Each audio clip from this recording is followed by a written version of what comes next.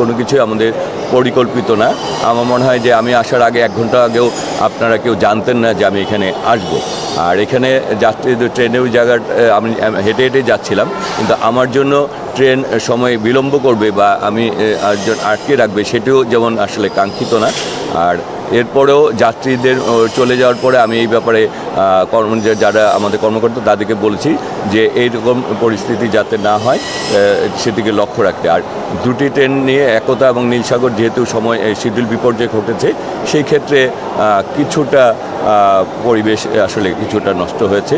তা আমরা এই ব্যাপারে আপনাদের থেকে আসলে আমরা সব কিছু অনেক কিছু আমরা জানতে পারি এবং আপনাদের প্রশ্নের মাধ্যমেই আমরা আরও নিজেদেরকে সচেষ্ট করতে পারি এবং আমরা আরও সতর্ক হতে পারি। যাত্রী কল্যাণ সমিতি থেকে একটি রিসার্চ করা হয়েছে ও নিউজ হয়েছে যে ভাড়া দ্বিগুণ 3 গুণের মতো নেওয়া হচ্ছে, এটা ইতিহাস নাকি ব্রেক হয়েছে। আপনারা কি এরকম অভিযোগ পেয়েছেন কিনা বিভিন্ন জায়গায়? এই বিষয়টা নিয়ে আপনাদের অবস্থানটা কোথায়? এখন ব্যাপারটা হচ্ছে যে আপনারা এখানে রয়েছেন, আপনারা এই স্টেশনে আপনারা নিউজ কভার করছেন, আপনারা নিজেরও জানেন যে ভাড়া দ্বিগুণ 3 গুণ নেওয়া হচ্ছে কিনা। আপনার স্টেশনে যারা যাত্রী রয়েছেন তাদের কাছে কিন্তু আমরা জিজ্ঞেস করেছি যে আপনাদের কোনো রকম সমস্যা হচ্ছে কিনা, ভাড়া দ্বিগুণ নেওয়া হচ্ছে কিনা।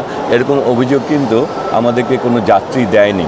সেই ক্ষেত্রে যদি কেউ আলাদাভাবে কোনো অভিযোগ করে, সেই অভিযোগটির জন্য তারা যদি আমাদের নাম্বার আমাদের দেওয়া আছে, আমাদেরকে যে কোনো এই পর্যন্ত এমন কেউ আমাকে ডাইরেক্ট বলে নাই, অভিযোগ করে নাই আমাদের কাছে এসে, বা আমাদের কোনো কর্মকর্তা বা আমাদেরকেও যে ভাড়া তিনি দ্বিগুণ ভাড়া দিয়ে যাচ্ছেন। সুতরাং মানে যারা করেছেন তারা যদি আমাদেরকে বলতেন, অথবা তাদের যদি আমরা কোনো নাম্বার পেতাম অথবা তাদের কোনো যোগাযোগের মাধ্যম থাকলে আমরা তাদেরকে জিজ্ঞেস করতাম যে স্পেসিফিক আসলে অভিযোগটা কী। মানে আমাদের অভিযোগটা যদি স্পেসিফিক যায় আমরা জানতে পারি, তাহলে আসলে সেটির একটি ব্যবস্থা নেওয়া আমাদের জন্য সহজ হয় আর কি। ঈদের আগে মানুষজন বলেছিলেন যে এবার ঈদ যাত্রা সব থেকে স্বস্তির হবে এবং সেই প্রস্তুতির কথা আপনারা আগে জানিয়েছিলেন ব্রিফিং করে। এখন কথা হচ্ছে যে সড়ক পথে যখন ডিস্ট্রিক্টগুলো আমরা দেখছি নানা অভিযোগ দেখছি, এখানে আমরা লোক দেখানোর চেকিং ব্যবস্থা দেখছি, চেকিং ব্যবস্থা থাকা সত্ত্বেও এখানে উপচে পড়ার টিকিটবিহীন যাত্রীদের ভিড় আছে। মূল কথা হচ্ছে এই সকল ব্যবস্থাপনা এবং লঞ্চেও আমরা একই চিত্র দেখেছি। তাহলে সরকার কি এবার ব্যবস্থাপনায় ব্যর্থ হলো কিনা? গত বছরের তুলনায় এবার খুব খারাপ গেল, তাহলে কি আপনারা ব্যর্থ হলেন? এখন ব্যাপারটি হচ্ছে যে এবার আমরা ব্যর্থ না সফল, এটি আপনার ট্রেন যাওয়া এবং যাত্রীরা যাবে এবং আসবে, এই দুটি যাওয়া এবং আসা এই দুটি ঘটনা ঘটার মানে যাত্রীরা যাচ্ছে এখন, আবার যাত্রীরা আসবেন।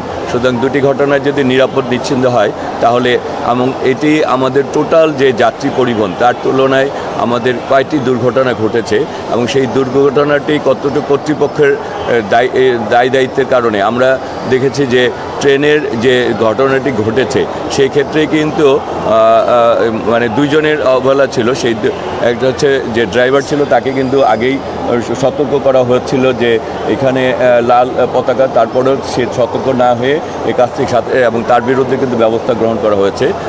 আল্লাহ রহমত যে আসলে সেখানে বড় কোনো দুর্ঘটনা ঘটেনি। আর লঞ্চের যে ঘটনাটা ঘটেছে সেটিও কিন্তু যাত্রীদের অসতর্কতার জন্য।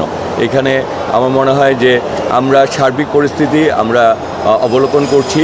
আমরা তখনই বলতে পারবো যখন পরিপূর্ণ কাজটি সম্পূর্ণ হবে, যাত্রীরা যাওয়া এবং আসার কাজটি সম্পূর্ণ হওয়ার পরেই আসলে আমরা বলতে পারবো যে আমরা কতটুকু দায়িত্ব পালন করতে পেরেছি এবং আপনারাও তখন আসলে টোটাল ব্যাপারটি জানতে পারবেন যে আসলে কতটুকু আমরা ব্যর্থ ছিলাম আর কতটুকু সফল ছিলাম।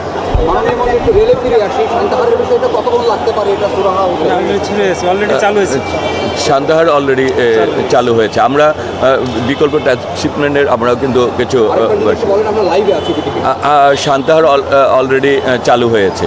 হ্যাঁ, আমরা বাকিগুলিও সব চালু হয়েছে, শুধু একতাটাও আর 3-4 ঘন্টার মধ্যে একতাও চালু হয়ে যাবে।